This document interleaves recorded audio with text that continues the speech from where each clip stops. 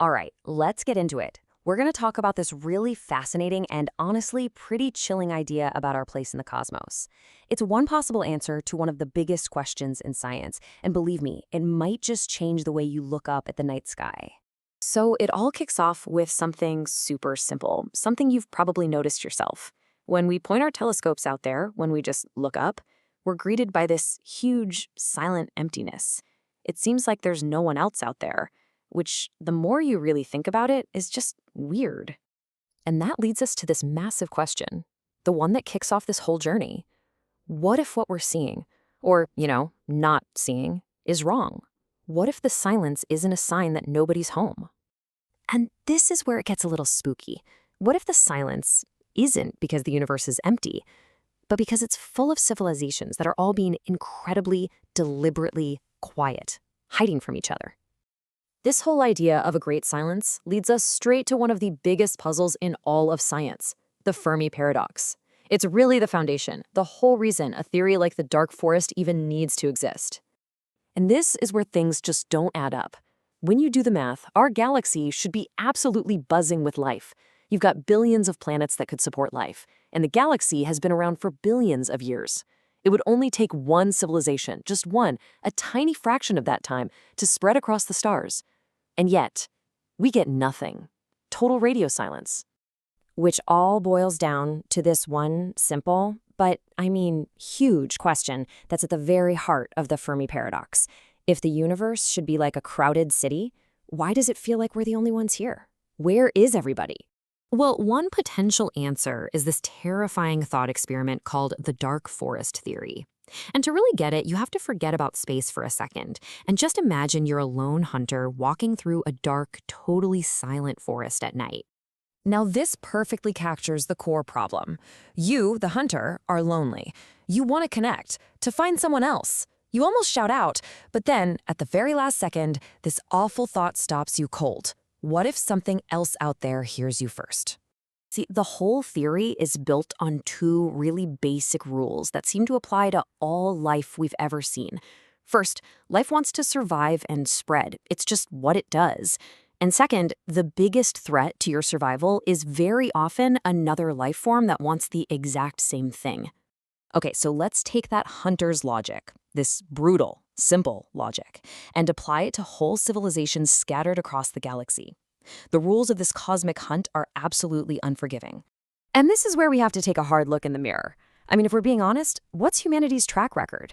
It's a long story of competition, of expansion, of conflict. By our own history, we are dangerous. So it kind of makes sense to assume that any other species that clawed its way to the top of its planet might be dangerous too. Think about it. You detect another civilization, light years away. You can't know what they're really thinking. Any message you send would take, decades? Centuries to get a reply? That massive time gap creates this crippling paranoia.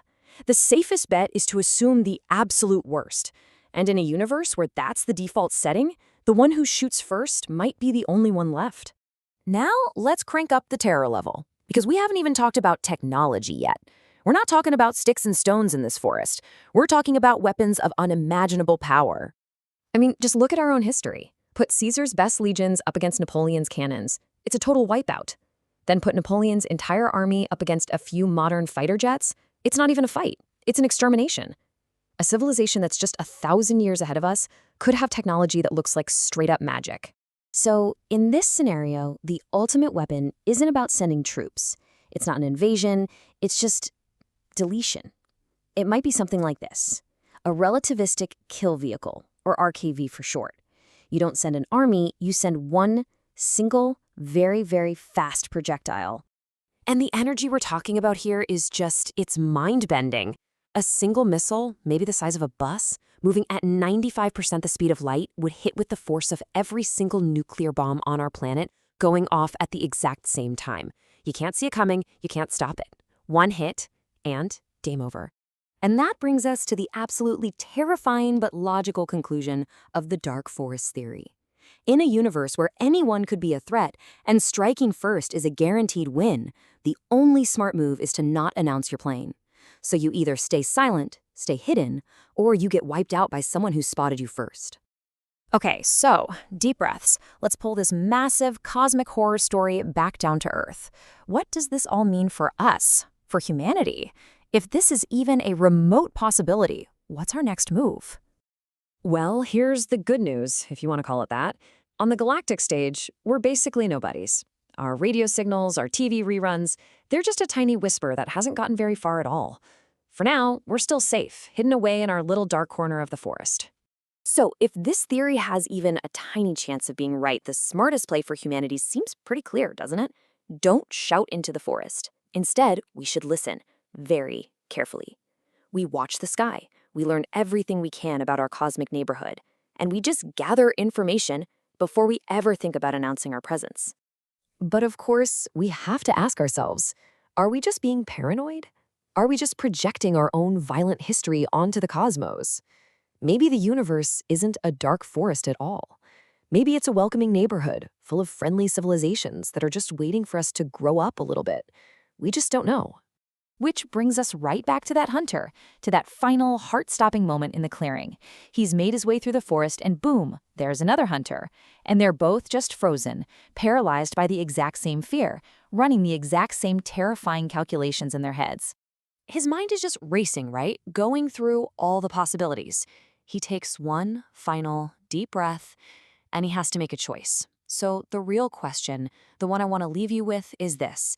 If that were you, standing there face to face with the unknown in the great silence of the cosmos, what would you do?